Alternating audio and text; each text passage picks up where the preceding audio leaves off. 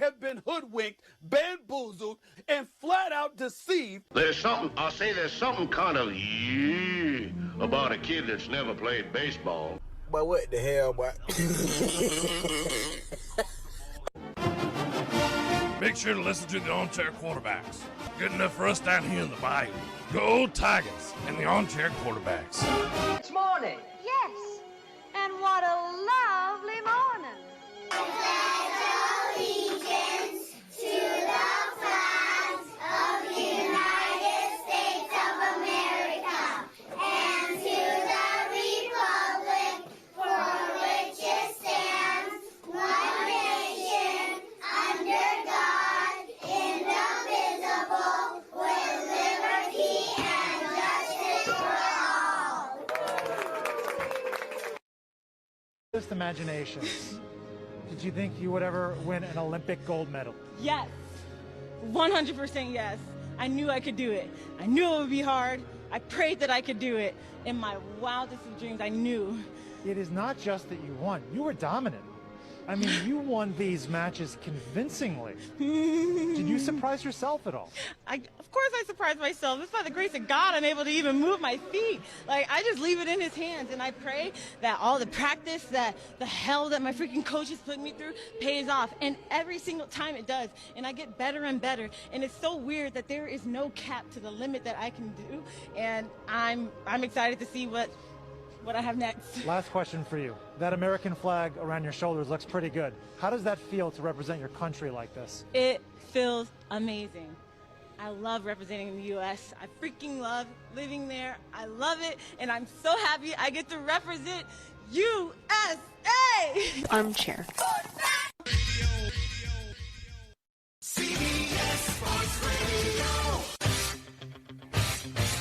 You're listening to the Armchair Quarterbacks on CBS Sports Radio, #1 sports station.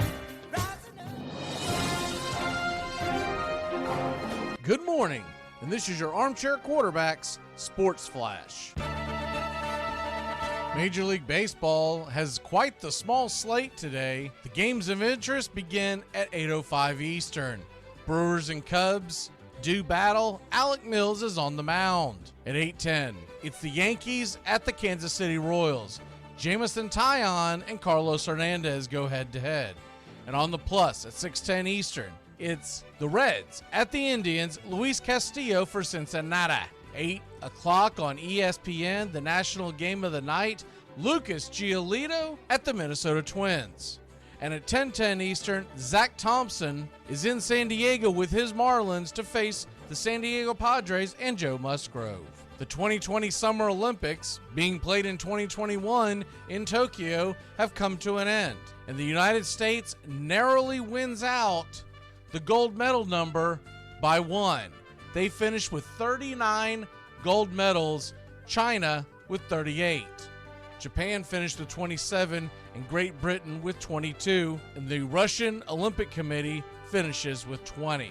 For the overall number, it's the United States with 113 medals, China with 88. All the whining has paid off in a big way for Miami Dolphins defensive back Xavier Howard. His contract got reworked over the weekend. Howard's base salary of $12.785 million and a maximum of $3.5 million in incentives were added. A core issue he had been dealing with his contract before it was restructured is that it was set to pay $12 million in non-guaranteed money in 2021, which had him ranked 12th overall by NFL cornerbacks. The Dolphins also agreed to rescind $93,000 in fines accrued from skipping team's mandatory minicamp. The Dolphins also made the adjustments to Howard's contract for the 2022 season, fully guaranteeing $6.775 of his salary. The remainder of his $12.975 salary is guaranteed for injury and will be guaranteed on the first day of the league year.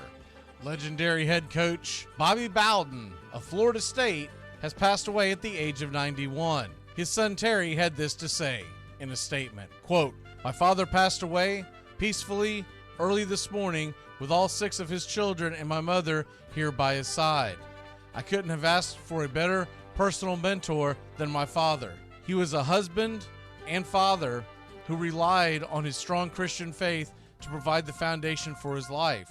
I also was fortunate to be raised by a football coach who had a reputation for coaching the right way his entire career. He was admired by everyone who played for him or coached against him," unquote.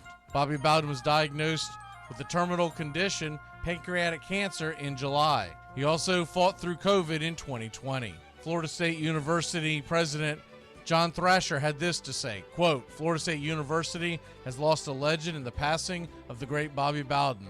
On behalf of everyone at Florida State, Gene and I extend our deepest condolences to Ann and the Bowden family." Coach Bowden built a football dynasty and raised the national profile of Florida State University, and he did it with class and a great sense of humor. While he leaves an incredible legacy as one of the best football coaches in college history, he also will be remembered for his great faith, his love of family, and his mentorship of countless young people. He will be profoundly missed. A public funeral service will be held for Bowden on Saturday on Florida State's campus. Public viewings will take place at FSU's Doak Campbell Stadium on Friday night, and on the campus of Samford University, his alma mater, on Sunday.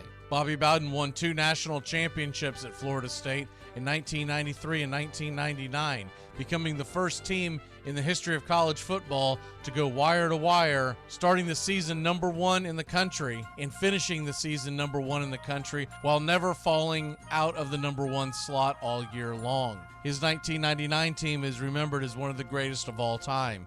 He also had 12 ACC titles, and his Florida State Seminoles finished in the top 5 in the AP poll for 14 consecutive years, a feat never done before and will never see again. His Florida State Seminoles from that time period of 1987 to 2001 were named only the 4th dynasty in the history of college football. Alabama's Crimson Tide has been added to the list in recent years. Bobby Bowden was the greatest head coach in college football of the 20th century. Bobby Bowden's 389 coaching wins are the most in the history of Division I college football until the NCAA gave back Joe Paterno's wins despite being in the middle of a sexual abuse scandal for kids. Bobby Bowden did it the right way, and he will be dearly missed by everyone, including Armchair Quarterbacks Radio. And that's your Armchair Quarterbacks Sports Flash. Stay tuned for the Armchair Quarterbacks Radio Show and YouTube Live.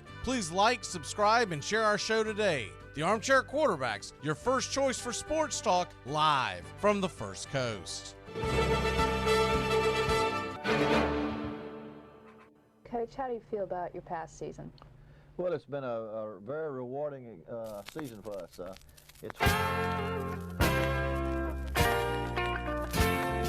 You came from West Virginia to the sunshine of the South. Your back's up with the foreman's what he says with his mouth. When it came to Tallahassee, the only good thing was the band. But now them fighting Seminoles are the best team in the land. Bobby Bowden, you're the coach for me. Bobby Bowden, please stay in Tallahassee. Them Gator fans used to joke and clown when Florida State would come to town, but they stopped laughing thanks to Bobby B. Jimmy J and Wally love to put it up. They fill the air with footballs, they've really got the touch. Passing is their specialty, all Seminole fans know that when them boys are throwing right, the offense has to go. Bobby Bowden, you're the coach for me. Bobby Bowden, please stay in Tallahassee. Them Gator fans used to quarterbacks to jump, and Butler, Jones, and Ira Joe help answer prayers with Monk. Bobby Bowden, you're the coach for me. Bobby Bowden, please stay in Tallahassee. Them Gator fans used to choke and clown when Florida State would come to town, but they'd stop laughing thanks to Bobby B.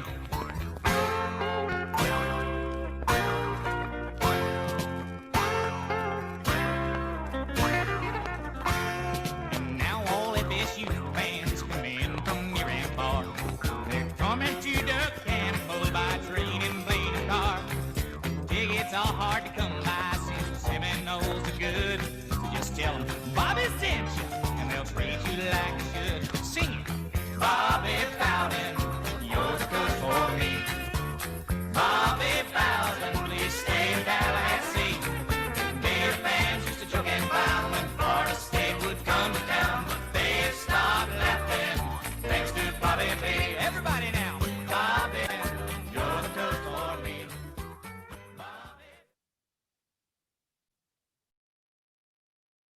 10 years ago, a crack commando unit was sent to prison by a military court for a crime they didn't commit. These men promptly escaped from maximum security stop. Quarterback, he's full of beer and he's full of snacks. The all-American man with a cool one in his hand. Yeah, the armchair quarterback, he's kind of... Yeah, howdy, hi. Top of the morning to you. Almost had the perfect intro, and then I fat fingered and hit the wrong button. Justin, how the hell are you, sir, today? I was doing great. The Florida State gear, man. Yeah, I figured I had an intro, but I didn't know you guys had theme songs that were hype videos and recruitment trailers for your coach. That's awesome. I've never heard that in my life. Well, send it to me. I actually put that video together so you can grab it off of YouTube. So it's on our channel. Now that song was, I think they were called something in the Gator Getters. There was a song that a local band threw together in the late 70s when teams are trying to steal away Bowden. This is right after he took over a Florida State team that had won 4 games in the previous 3 years. He went 5-6 the first season, which everyone was like ready to throw a parade, and then he went 10-2 the next year, winning a bowl game. So by the late 70s, they were ready to steal him. And I was 5-6 years old, somewhere in that area. When that song came out, my dad owned a bar and he had 45s that were given to him to play in the bar. And he brought a couple of them home to us kids. And we wore the needle through the damn thing as kids, just listening to that. So that's where that song came from. And then the video I just kind of put together because when I heard the news yesterday, I had to have something to kind of keep my mind off of obvious, I knew I was going to take it hard, but I honestly thought that I'd kind of already mourned. Honestly, last year when he got COVID, dude, it broke me up. I thought he was done then. I was really hoping he was going to get out there to the stadium one last time this year. But when they announced the pancreatic cancer in early July, I was like, he's not getting back out there. Like, there's just no way. I was hoping that he would, go on a little further, but 91 years of a hell of a damn career. Yeah, and to go out on your terms peacefully with your children and wife by your side, that's Bobby went out on his terms, it sounds like. Yeah, and how many get to do that? Shit, right? None of us. I have regrets every day. So I'm just glad he got to go that way. I assume I'm going to be Elvis and just I'll be on the crapper one day and fall over. I hope that's how it happens. For me, I don't want to think about it.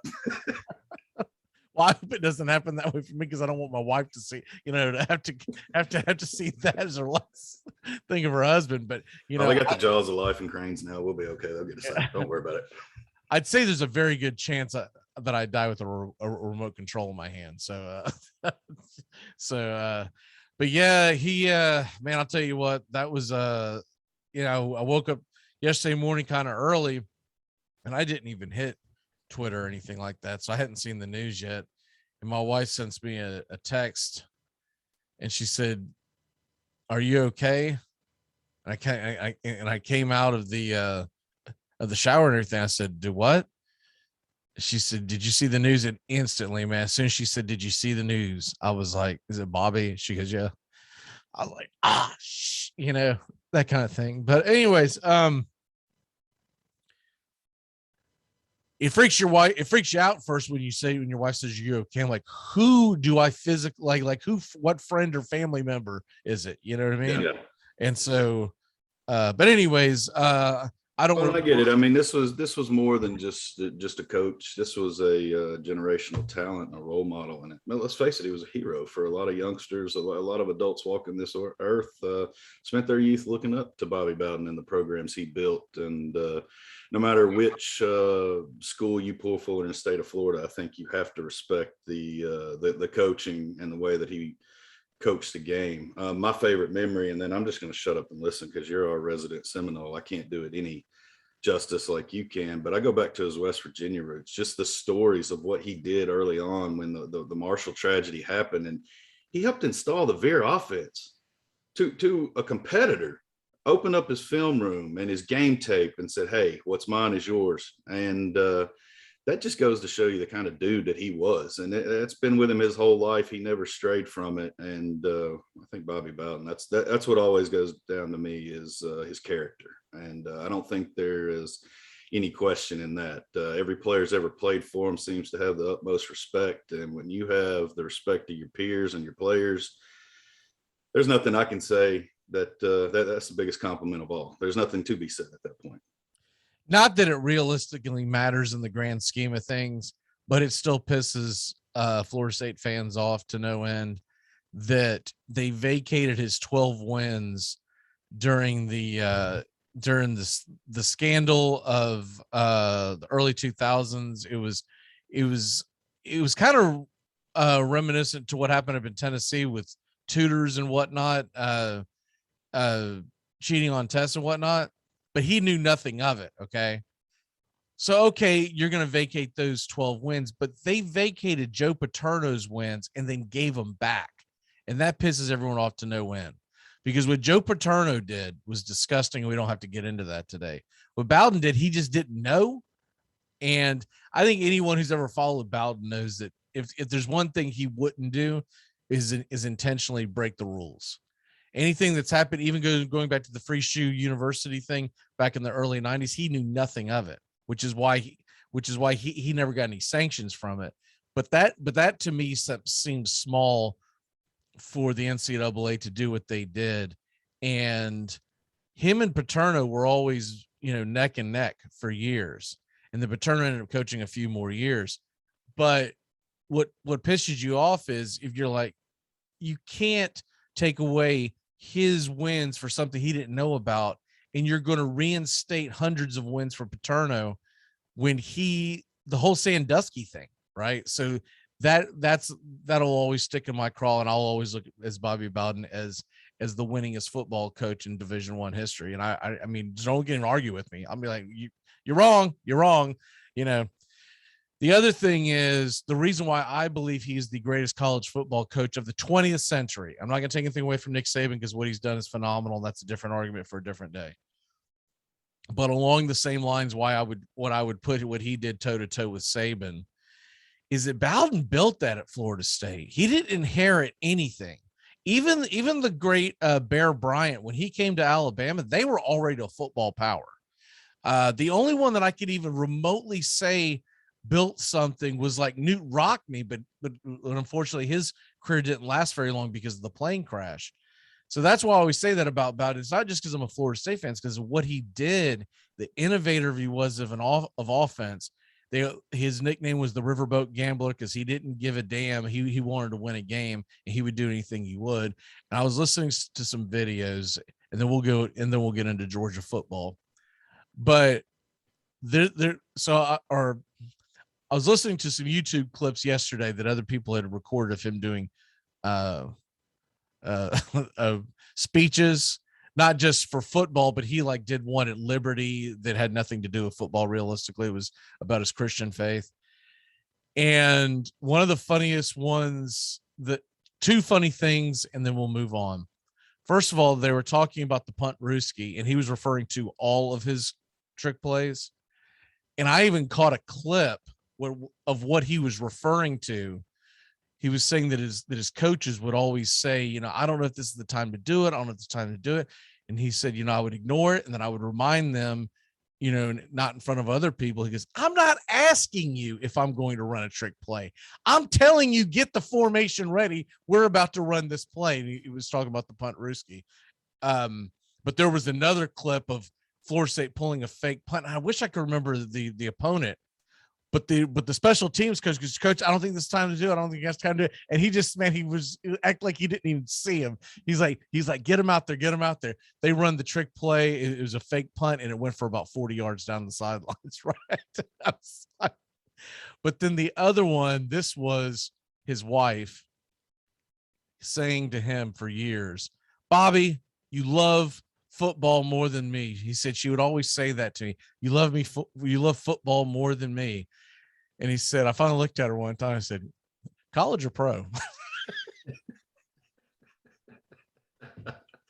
And I told my wife, I said, I want that on my tombstone. That's a pretty good one there, but I can't let you walk past your dig there at Alabama. Did I hear? I mean, I heard out of all that Dabo built a program, Nick Saban didn't. Is that what you're saying? Even Clemson had Is that the argument now, or you still think that they no, were? I know. I mean, even Clemson had a program before Dabo came along. Was it Terry before him? I mean, they won the 1981 national championship, and Clemson was always a good football program. They fell off kind of like Alabama fell off for about a decade, and everyone kind of forgot. But Clemson used to be a really good football program. So I can't even but I'll tell you what, I would put Dabo on the same level of Nick as far as re-energizing a program. But Nick's obviously won more championships, so you have to put him above. But that's a conversation for this. I'm talking about the 20th century. There was not. Gotcha. I just couldn't miss my. There. If Howard Schnellenberger would have stayed at Miami, he could have had that opportunity, right? Right. You could have made the case for Steve Spurrier if he would have stayed longer. But 34 years, 389 wins. And the biggest thing to me, not just the two national championships and the 12 ACC titles, dude, he went 21-10 in bowl games. And I remember at one point we had like a ridiculous streak. I wish I could remember what it was. I don't have it in front of me. We went on a ridiculous streak where we were winning bowl game, even meaningless quote unquote bowl games. But back then, bowl games were big. You didn't have guys opting out. I mean, and and a lot of people forget they hang the 99 championship, but he also did something else during that period. He went to back-to-back BCS championships. Right. I mean, and he was a quarterback away from being a back-to-back national champion. We still don't know what happens in that game. If I'm not going to concede that we still don't win that one, sure. But I will say that it is a completely different ball game. Yeah. Because remember 2000, they went again with Winky. So all about that. So yeah, there was a 3-year window there. And I still contend if Mark Richt hadn't gotten hired at Georgia and was spending half his week at Georgia during that time period, getting ready for the Orange Bowl, I think that Florida State team was better than Oklahoma. But you could tell that Florida State was not prepared to play Oklahoma. And I'm not going to take anything away from Oklahoma. They won the game, but it wasn't easy to do during the BCS era. No, it wasn't. And the other thing, the 14 consecutive years of top 5 finishes, that'll never be touched. Because even as good as Alabama's been recently, and we all know how good they've been, they had a break in it a couple of years ago. So you'd have to restart the whole thing again, right? It'll never be touched because you're talking about having to have a longevity and keep up a program, and then also just not have stupid things happen to you. I don't know that in today's world you can afford to have a coach for 34 years. I mean, I don't know that can happen in today's market and the way that college football is going. They'd have to be really motivated because most of them are going to make too much money and say, well, why am I doing this? Right. They'll dip out and they'll go broadcast or whatever. Yeah, there's too much money. I don't know that you're going to have another individual that comes in and is committed to a program for life the way that, that was just the way of the coaches then. I mean, he built roots in Tallahassee. Still has them in Morganton, but he built them in Tallahassee, and that's home. You don't see that a lot, and I don't know how many 3-decade tenured coaches you'll ever see again. Yeah, there's always a really small Miami Hurricane fan out there, Brian. FSU had no business playing Oklahoma in 2000, blah, blah, blah. That's realistic. It's been about 20 years since Miami's even been relevant in a national championship conversation. So I'll let them have that one. We're almost on the anniversary of that. We're a year away from the anniversary of Miami being relevant in college football. But believe it or not, kids, Florida State Miami used to be a really good rivalry. I think Florida State will be back. I seriously doubt that Miami ever will. But the Florida State Florida, the Florida State Miami rivalries, those were incredible. Those were absolutely incredible back in the day. And as far as Bowden goes, man, he's just, he's one of a kind. And I'm glad that we had a guy of class representing our university for so long, when there's been other coaches, and I won't call them out today because it's not about that, but they're cringeworthy. You're like, God bless, I'm glad that dude is not. He was telling a story. This is another funny story, and then we'll do our Georgia prediction. he was telling a story. He said, so I was going to midfield, and you know how all the head coaches always shake hands at midfield, and he pauses, he goes, except of course for Spurrier, and then he went on with the story. And I was like, that's some funny stuff right there. We won't have a lot of time to dive into this, but I kind of knew that was going to happen. By the way, you didn't get a chance to make it for the Texas A&M on a Friday. Really quick, what's your take on Texas A&M? Are they a top 10, top 5 team, or do you think they fall backwards? I think they could compete with it. My big question is with Kellen Mond being gone is what is Jimbo Fisher? You know, this supposed quarterback whisperer. Took him 4 years to get Mond to actually put up the numbers that we expected out of his offense. He got there, but now we're restarting again. So I think they have a potential for a 10-2, but I've got them about a 9-3 team. I think they're the second tier, the second best team in the West probably this year. Yeah, that's where I pretty much have them as the second best team in the West, but I don't know how many. I don't know how many games they'll win because I'm concerned with them not being able to put up offense. And no matter how good your defense is in college football, you got to be able to score points. You just do, you know. And so that's just that's going to concern me if I'm an A&M fan. Now Georgia, they start the season off. I mean, you couldn't find a worse way to start the season off. They start the season off in Charlotte, North Carolina against Clemson. I think Georgia might be a slight favorite, but I've got a feeling Clemson is going to win that damn game. And by no means am I pulling for Clemson, but I think they're going to win that game. It's in Charlotte, so you got to figure, even with the COVID restrictions being lifted realistically, I think you're going to see a lot of Clemson fans there. I want to say Georgia's got a very good chance of winning the East and playing for the SEC championship, and I believe that they do. But what if they lose that Clemson game, and then let's say they run the table, but then lose to Alabama in the SEC title game? Does that get you into the top 4? Did Clemson win the ACC? Because if so, no, you already lost to them. Okay, Clemson wins the ACC. Then I think you've already lost them. But I wasn't thinking of them. I was thinking, like, let's say the Big Ten gets their participant like they normally do. Let's say the Big 12 just doesn't have an undefeated team. And I'm not even going to argue with the Pac-12 because until the Pac-12 reappears, I'm not going to worry about them. But could Georgia slip in there losing to Clemson, a close game, losing to Alabama, a fairly close game? Do they still go back in there? And you would have 2 losses to the field of 6 already. I don't know how you could put them in against somebody that hasn't played them, because there would be a scenario in the SEC where you could put a close one. It might be a 1-loss Florida team or that has dropped a game to said Georgia that might get their opportunity, because again, you've already lost to the 2 conference winners. What's to prove at this point? Oh, great, you can beat the Big Ten. I mean, that's really all that's left to accomplish is a Big 10 or Big 12 matchup and hope that Georgia would miss it. I think they would be hard pressed to put them in there. I'm like you. I think coming out of the gate against Clemson is going to be the hiccup, if there is one on the schedule, with Pickens being out with his knee injury and not knowing at what point he's going to be back. I think that's going to hurt them week 1. I think later down the road, they'll have some of their new offensive pieces in there and have weapons. I mean, let's face it, that offensive line is stacked. It's Georgia. We know that all 3 running backs can pound the ball. It's a 3-headed monster, and the defense is still elite. Kirby Smart has not slid back on that. So number one question is going to be, Daniel's outside with Pickens being out. Who does he go to and fill that void? And do they have that in place before the Clemson game? I think they can hang with Clemson, but I think they lose a close one. Yeah, I think that Clemson game is absolutely enormous. For Clemson, it may not really matter because they're probably going to run the table in the ACC and win the championship.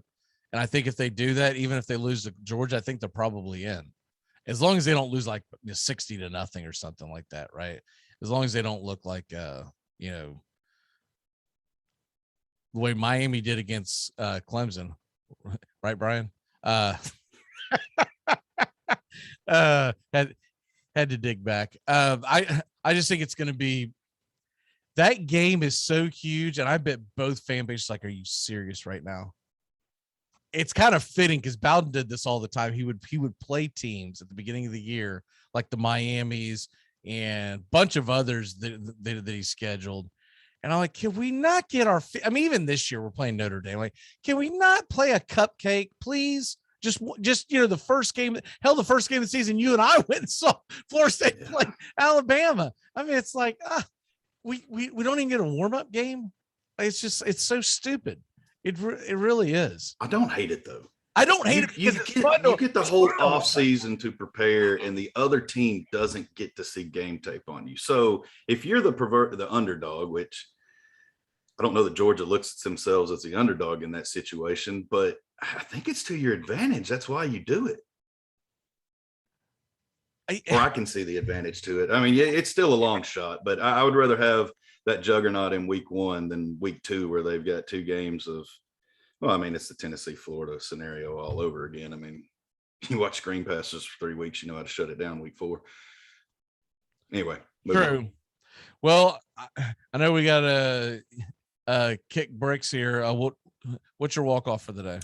Man, it's just rest in peace, Bobby, and thoughts and prayers for Seminole Nation. Just I'm with you guys today. This one hurt me as well. One of my fondest memories comes with Florida State, my high school alma mater. We wore the garnet and gold, fear the spear. So it's always been close and loyal to me. But I'm mourning with y'all today. So that's all I got. Thank you, sir. We're going to take a quick break. We're going to try to regroup, and we're going to go from the loved Bobby Bowden to the hated New England Patriots. We'll be back in a flash here on the Armchair Quarterbacks. Keep it locked in here to CBS Sports Radio.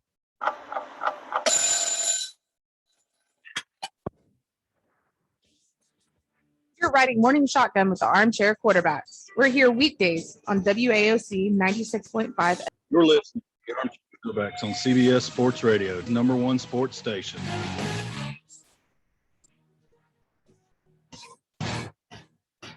For the first time in 39 years, the Boston Bruins have won the Stanley Cup. Out of the zone. To win the Stanley Cup. They score with 28.8 seconds left. The Leafs will tie the game. McCarty draws. McCarty in. McCarty. Nibbles a goal. Armchair Quarterbacks Radio, covering the NHL like no other.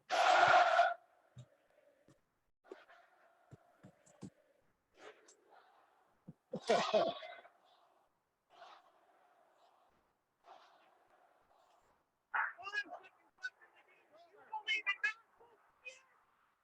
going on here, guys? All right, coach. So basically, it was a holding call.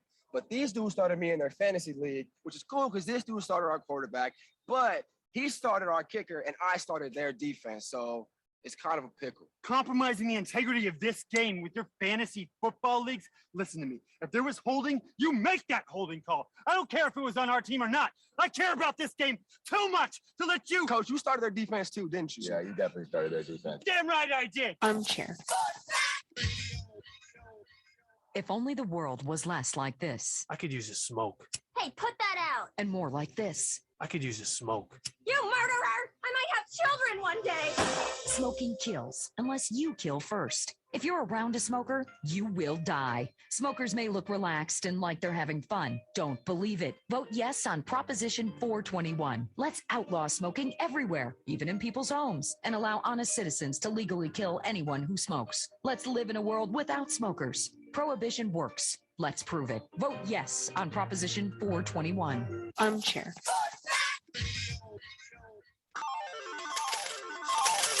Let's face it, where you're betting is just as important as who you're betting on. That's why I go to mybookie.ag. It's fast, it's easy, and they pay you when you win. Look, I wouldn't be telling you to bet mybookie.ag if they weren't the best. Do the smart thing. If you're going to bet this football season, bet with mybookie.ag. Promo code SKIN, that's SKIN. When you use that promo code, MyBookie will match 100% of your deposit up to $1,000. That's mybookie.ag, promo code SKIN. Why are you the way that you are? Honestly, every time I try to do something fun or exciting, you make it not that way. I hate so much about the things that you choose to be.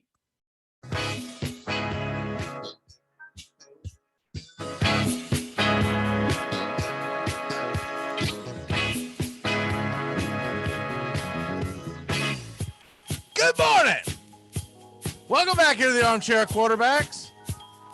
Doug, how the hell are you, sir, my friend? Doing good, doing good.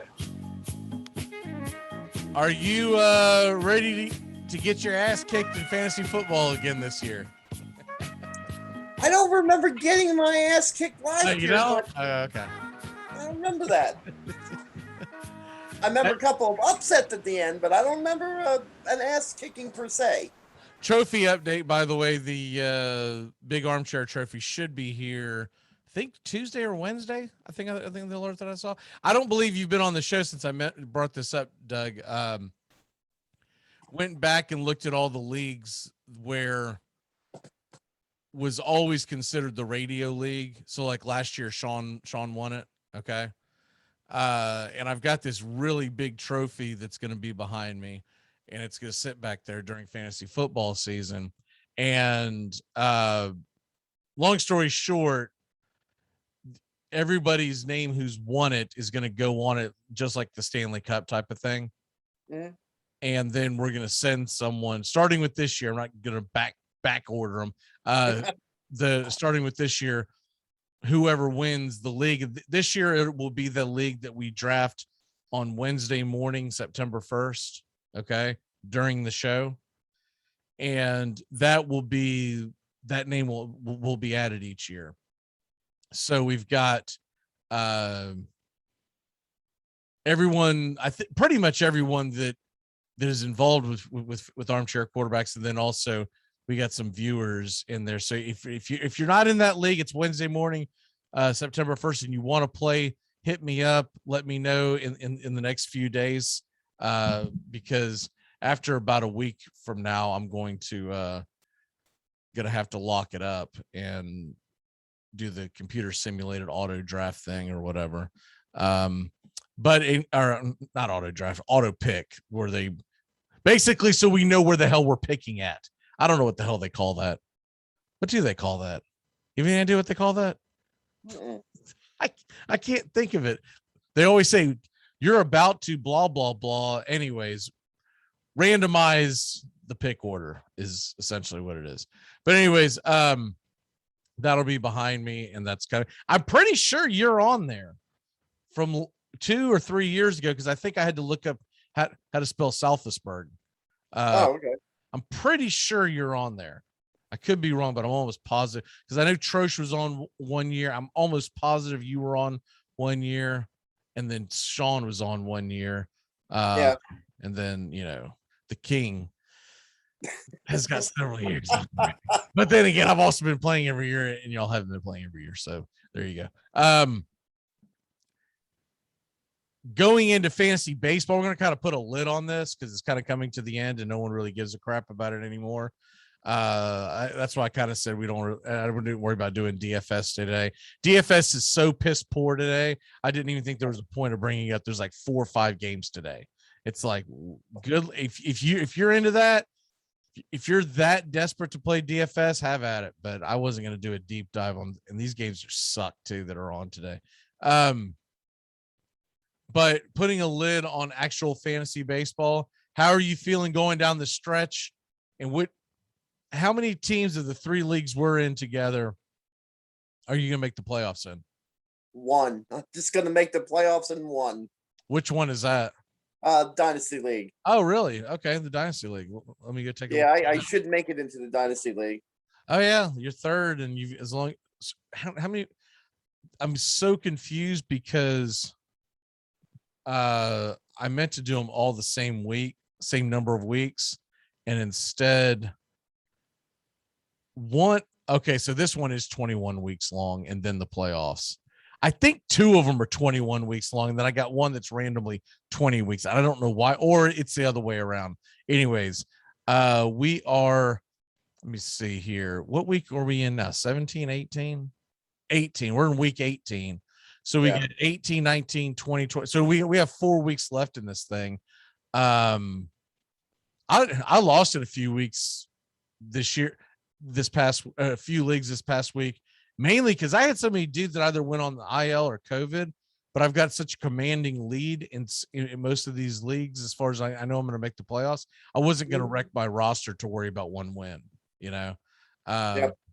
I still have a 4-game lead on Milky, who is, I won't say that whole name, Will's team, with 4 to go. Yeah. So he would have to, he has to win this week as I'm playing him. He would have to win out. I would have to lose out is essentially what would have to happen. Because yeah, I would have to lose out. He would have to win out. That's pretty much how that goes. Because if we end up in any kind of a tie, I've scored 1,000 more points. Now you've got a 1-game lead over Steven and David, and a 2-game lead over Brad. The other two, I'm just gonna say, are done. There's no way in hell they're coming from behind. You'd have to may have a miracle comeback to be 5-12 to make up a 4-game lead, and you've got the worst team, and to make up that lead is just impossible. You're all of a sudden going to go on a 4-game winning streak. Oh, okay. So you play one of the guys who's kind of chasing you. If you were to lose that, it would get interesting. And then the other guys, they are not playing each other. Okay. So the other guys are playing cupcakes. They're probably going to win this week. They're probably going to be 9-9. Yep. This is a big week for you, because if you lose, you'll be 9-9, and then it's an absolute, and they've got more points than you. Yeah, I know. I know. That's why I gotta tighten up. You gotta tighten up, baby, because when you said I'm going to make the playoffs, and that I was thinking it's a done deal. I looked like that ain't a done deal at all, man. Yeah, it's not a done deal, but I don't know. Right now, it's very rare that the team you're playing, Brad, it's very rare that he just quits. So he's probably going to give you all he's got until he figures he's mathematically eliminated. That's interesting. I'll try to help you out, and I'll try to win myself. I'm not throwing any of these games. I just am not going to wreck my. I've got so many dudes on the IL. It's just disgusting. And it makes where I've got 4 pitchers going every week. It's ridiculous. COVID, something's always going down. But welcome to the club and the other on my other teams. They're all. I had them all. Dude, this is the keeper league. These are my guys sitting on the aisle. I've had to drop some just because I don't have room. I'm done with it. Severino and Soroka and Inoa, right? Mm-hmm. I don't know. I don't even know if it's worth keeping Severino, because when he comes back, there's saying he may not even be a starter. He might be like an opener. Yeah. And then I still have Acuna and Tatis, and then Arozareno on the aisle because of his stupid COVID. But the other two, Acuna's not coming back, obviously. Trout is on the IL, and Mondesi has been on the IL for the entire year, essentially. I don't have them in the IL spots, but they're on the IL and they're taking up room. Yeah. Mondesi's about to see his last day, man, because this guy's played 10 games all year. He has been working on his oblique, I'm telling you, for 3.5 months. Yeah. He's played 10 games, and I guess he's now in a sit down in the minors. Bully for you, jerk. It's like, dude, if you're just gonna be hurt, just be hurt. Just tear your ACL so I can just drop you, not worry about you. But I keep thinking, well, if I hold on to him, and all right, if things come around, this is pathetic. All right, fantasy football. Don't give us a crap about fantasy baseball anymore. We'll, only us who are going to make the playoffs care about it. Everyone else is going on. Dude, my team sucks. Can we move on? All right. The tight ends is what we're going to focus on today. Yep. And we're also going to talk the New England Patriots. And it's the reason why I picked the tight ends, because we're talking the New England Patriots. So it kind of ties in, because you've got 2 tight ends on the New England Patriots that are ranked in everybody's top 15, even higher in some. who in your heart of hearts is going to be the tight end to have? Is it going to be Jonnu Smith, the better athlete, or Hunter Henry, the guy who seems to be the security blanket? What say you? Short term, I would say Jonnu Smith. Screwed short term. I'm talking about 2021. You all hit, the way through. You hit January. Who would you have rather have had? I'd rather have Hunter. I don't want to know after 2 weeks because you're drafting your team. You want to know the whole season. All right. Well, then overall, you take Hunter. I think he's going to be the more consistent pass catcher. I think he's going to, in the end zone, I think he's the one who's going to be catching the touchdowns. All right. So that's your guy that you're rolling with is I mean, I'm so torn on this that I don't want either one. Because Jonnu Smith, when they utilized him in Tennessee, is a force to be reckoned with. It kind of reminds me of back when they had Gronk and Aaron Hernandez. Right. And I know we don't like bringing that guy's name up because he's a, serial killer or whatever. But in that time period, when he was playing, nobody knew how bad of a person he was. Aaron Hernandez looked like he was going to be an absolute superstar. Yep. He was the better athlete, but Gronk always seemed to get the ball in the end zone. And it seems like this is going to be, now I'd say Jonnu is not quite the athlete that AH was, but at the same token, he's also more of a bruiser. I'm really interested to see what Belichick has dialed up for this offense. Because he did not sign the two of them for depth. That didn't happen because he put a good piece of change on both of them, right? Mm-hmm. So I'm assuming they're going to go out there and run two tight end sets. Excuse me. Yeah. I'm going to assume they're not going to have a fullback, and it's going to be almost downs. I'm going to assume it's going to be 2 tight ends, 2 receivers, and one halfback. There might be some formations where they're going with the fullback and they drop a tight end or possibly even drop a receiver. But all in all, I think what the game plan will be is those 2 on the field at the same time. Jonnu wasn't a very good blocker. He was okay, but he wasn't great. Hunter Henry was decent blocker. I'd say he's probably a better blocker than Jonnu. That's the only thing that concerns me. You draft Hunter, and then you find out that he's better at pass blocking, and he's back there. You don't get points for that. That's my biggest concern. What say you? That is his biggest concern. But Jonnu Smith has just got that bust factor. And it also depends, one thing too, who's going to be the starting quarterback for the Patriots? Is it going to be Newton, or is it going to be at some point Mac Jones? And I think that changes the dynamics on which one is going to be more successful as a tight end for them. Is Mac Jones going to, in play calling, is he going to levitate towards Hunter? I think if Cam Newton is the quarterback most of the season, Jonnu Smith is going to get the majority of the receptions. Mac Jones, I couldn't tell you one way or the other. Then that's another concern. That's why I wouldn't draft either one of them. But yeah, I'm extremely concerned when it comes to those two because, all right, yeah, we'll put that aside. We'll get back to the Patriots here in a minute, but it's kind of like if you have 2 tight ends, you don't have one in fantasy football. If you're going to draft one, I feel like you have to draft the other. I don't want to waste two roster spots on a tight end in most leagues. No. I would rather stream them if one of them gets hurt, and then you just deal with it, right? Yeah. Unless you're in a really weird situation where you're in the 7th round, you go, why the hell has nobody drafted George Kittle? What is going on here? Screw it. I'll take both of them. I'll take him and Kelsey, and one will be my flex. But in most situations, I don't want anything to do with any team that has 2 tight ends that are good pass catchers, because you're gonna get caught holding the bag.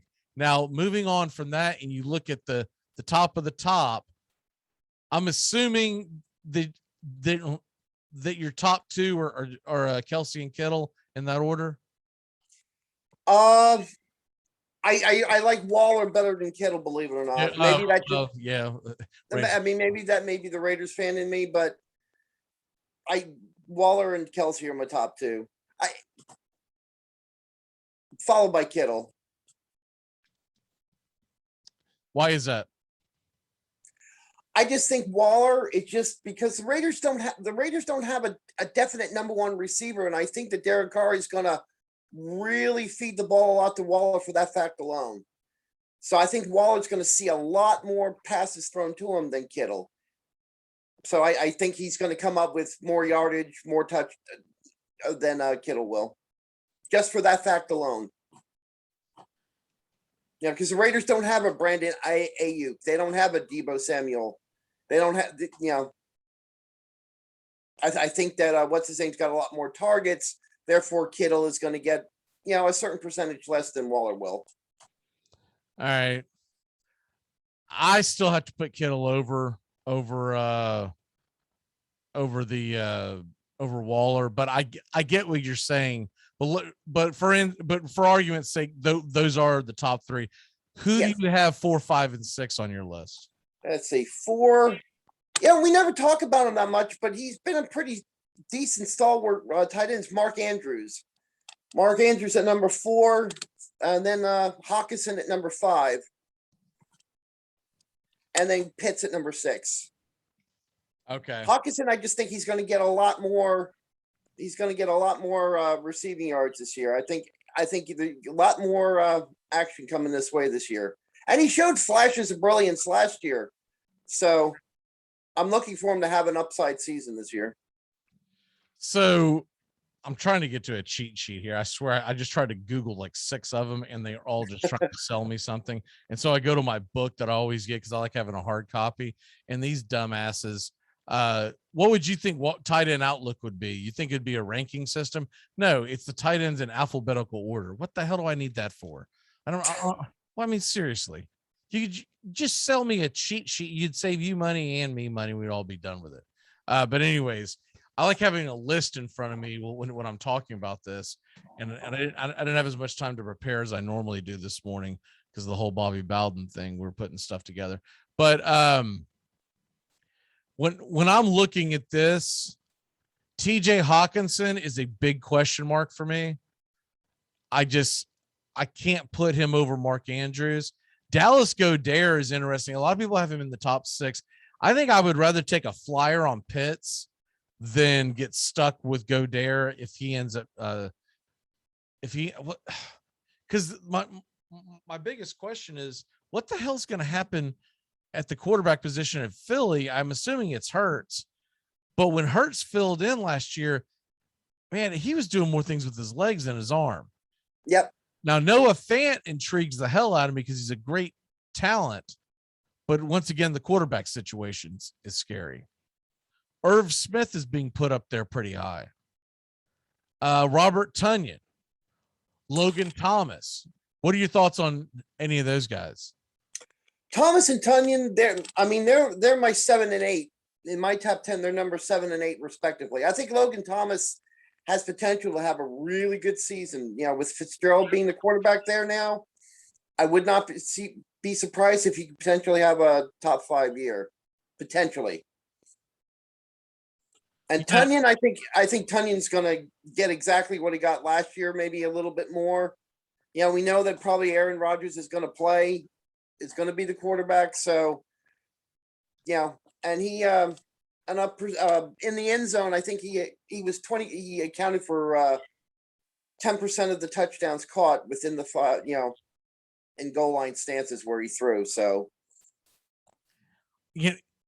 a couple of guys that are way down on the radar that I'm intrigued by. Cole Kmet. He's a pretty good athlete. If Justin Fields becomes the starting quarterback, which I think Justin Fields may be the starting quarterback in week 1, but they may not want to throw him into the fire in week 1. I don't know why the hell you wouldn't, because Andy Dalton, we all know he sucks. Andy Dalton and the Chicago Bears are not going into Los Angeles and upsetting the Rams in week 1. No. You gave yourself a fighting chance if you have Justin Fields in there. Let him make his mistakes. You drafted him high enough. You gave him enough draft capital. It was just really dumb that you signed Andy Dalton to the deal you did in the offseason, but whatever. You're stuck with him and Foles combined. What was the number I saw the other day? They're making over 30 million total. Yeah. Oof. Man, you got to get rid of, you got to trade Foles on the hoo-ha. If you can get the Colts to accept any of that loss, man, I would trade Foles yesterday. But some of the other tight ends to me are interesting. So I see Tyler Higbee down towards the bottom, but I believe this book that I'm looking at is an old book. I believe this thing was printed before the big trades. I think that's got a lot to do with it, because in most of the drafts that I've been in, Tyler Higbee's been ranked fairly high as a tight end. Are you big on Tyler Higbee this year? He now has Stafford. He doesn't golf anymore. Yeah. I don't know. He's just fooled me. I mean, I was high on Tyler Higbee for 2 years now, and really didn't get that much out of him except for the end of the one season. So I'm not that high on him. I mean, that's a wait and see. Maybe pull him off the waiver wire if he shows any signs of life. I've got other fish I would rather take a chance with before him. I just, where he's going, I have a hard time believing it. Yeah. He's going too high. I've seen him going in the top like 7 or 8 in a lot of these drafts I've been doing. And here's the thing. Okay, Stafford's there now. This is going to be great. Man, Hawkinson wasn't that great to have. Okay. And you've got too many weapons in Los Angeles. Even without having Akers. Man, you still got Kupp and Woods. Mm-hmm.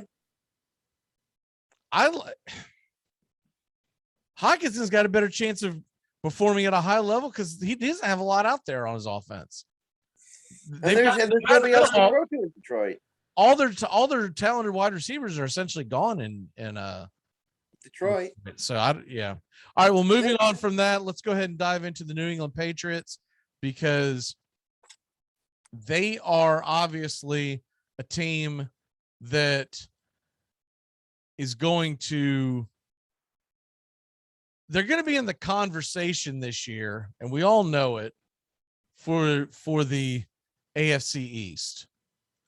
Because regardless what you may or may not think of the Patriots, they are a team that always wins, right? Mm-hmm. So looking at their schedule right now, as I'm trying to pull it up, I swear to God, everything I pull up is from 2020. All right. I'll have to do the terrible.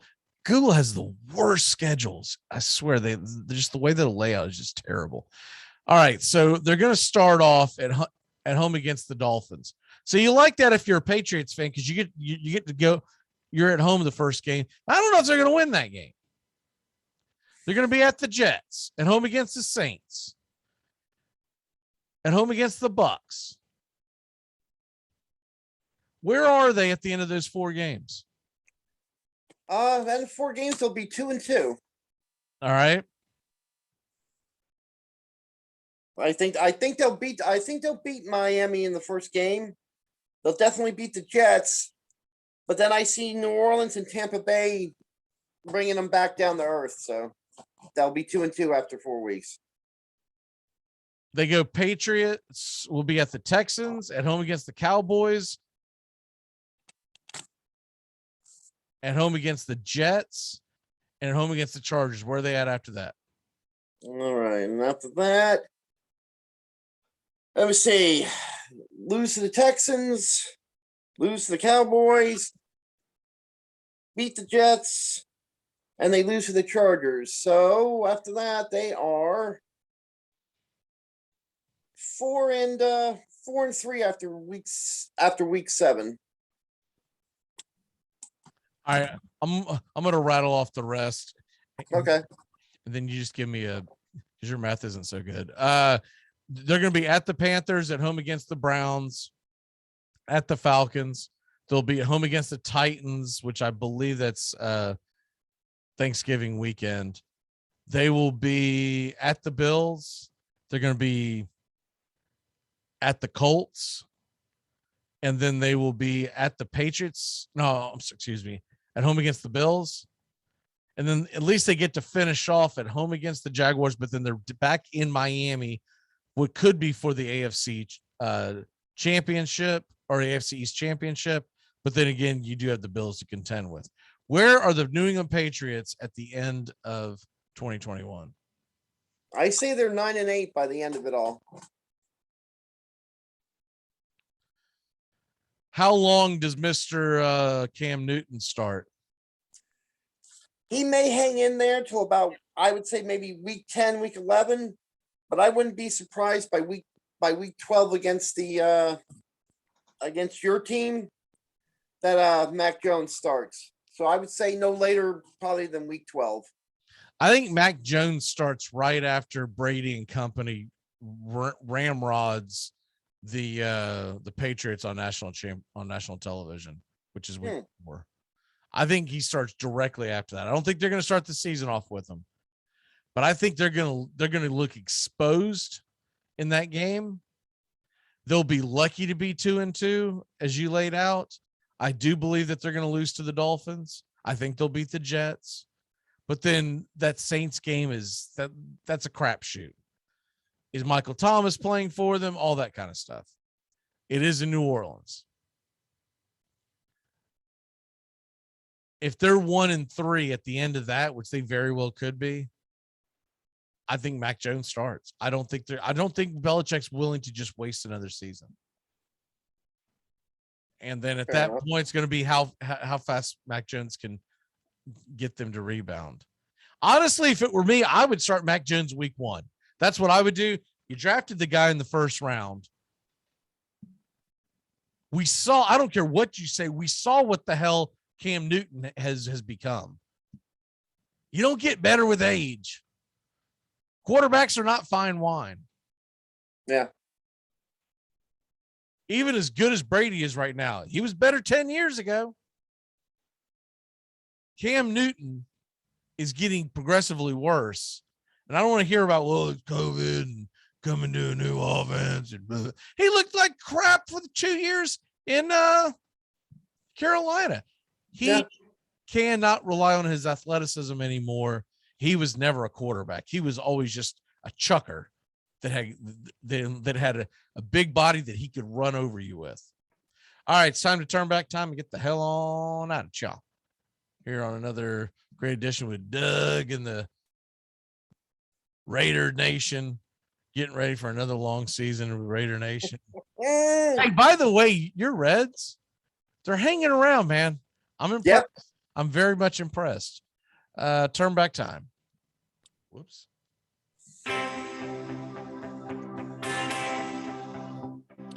I was looking at today on the it just dropped at 9:30 Eastern, by the way, the Take Me Out to the Ball game where I talk about Bowden and the MLB standings. And you're like, you're right there. You're only 2.5 out of the wild card. That's the part that shocks me.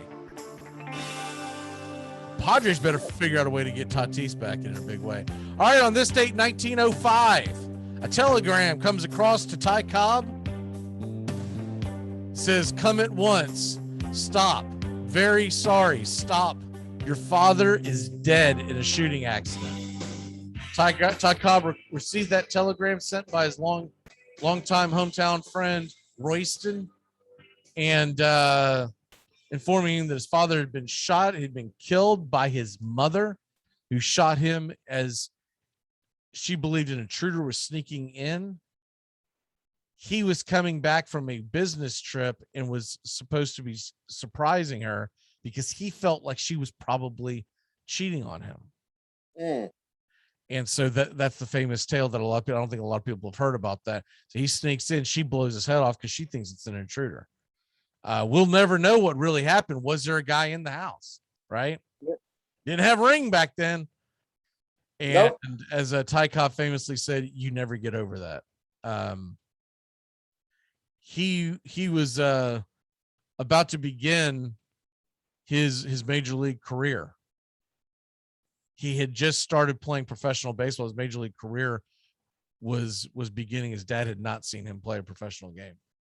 So a lot of people feel like that's why there was so much anger built up in him, et cetera, et cetera. And the racism thing, who knows what that came from, but they felt like there was a lot of anger built up with him, and a lot of it had to do with this incident 116 years ago today. Birthdays. It's your birthday today. All right. Yes, I'll try Dead to guy. explain that on this day. Let's go with Eddie Futch, one of the most famous American boxing trainers, born in Hillsborough, Mississippi, passed away in 2001, so ripe old age of 90. Pretty darn good run. And we'll go with the guy who's You're a psychopath. What is that, porn? What are you doing over there? 1928, born in 1928, still kicking. Bob Cousy. Does that make him 93 years old today? So as far as I know, he's still kicking. According to this website, he's still around. I'm surprised that's not one of the ones that we got from COVID. That's actually pretty impressive. I actually would have thought, if you would have asked me, I would have thought that Bob Cousy would have passed. What is your walk-off for the day, sir? My walk-off, we were just talking about the Reds a little bit, but something even bigger. There's nothing like watching your most hated rival fall to pieces. Now I'm talking about the Cubs. Having gotten rid of Bryant, Baez, and Rizzo, the other day, the general manager of the Cubs talking about how basically the three of them wouldn't take a deal to stay to keep the dynasty together, and Rizzo calling him out yesterday about, look, we all wanted to stay with the Cubs, but we're not taking hometown discounts. And this whole ridiculous idea, and I was always sick of it, we're going to trade him away, but we're going to bring the dynasty back to Chicago and win again. That is dead on arrival. The way management of the Cubs, how they cheated Chris Bryant, now talking about how Rizzo's not a team player and Rizzo fighting back each other. The days of having to worry about the Cubs and the three of them and a dynasty is over. And as a Reds fan, I love it. I just love watching. I'll tell you what, Rizzo's done a hell of a job there at the Yankees. Now he got COVID, so he's on the IL for a few days. But the Yankees, man. By the way, so that's my walk off for the day. At the top of the hour, we'll have the Catbird seat, and the Red Sox are in a free fall. And we're expecting Timus to be back with us today. And it's going to be fun to see him. And meanwhile, back at the Ranch, man, Tampa Bay Rays 4 games up on Boston. Look out, baby. Look out. But I'll tell you what, man, the Yankees are charging. My main walk-off that I was going to do today was obviously for Bobby Bowden. It's also Deion Sanders' birthday today. So he is 50. Got to see 51. Is that right? No, is he 54? Is that right? Okay. I guess he's 54. Okay. I don't know why I thought he was a little younger than that, but Deion Sanders, 54 years old. He was the reason why Florida State really changed. When he came to Florida State in the mid 80s, Bowden took him for the first time. He made him the best athlete on the team, a defensive player, and that changed everything at Florida State. I kind of lay it out more on the Take Me Out to the Ball game today, and so make sure to catch that. It just dropped a few minutes ago on the Armchair. I'm trying to have it drop at 9:30, so it's a transition, but we ran over a little late today on this show. All right, brother. We will see you next week, 1 week closer to fantasy football. We'll probably do a mock draft next Monday because we're kind of running out of positions to talk about. So there you go.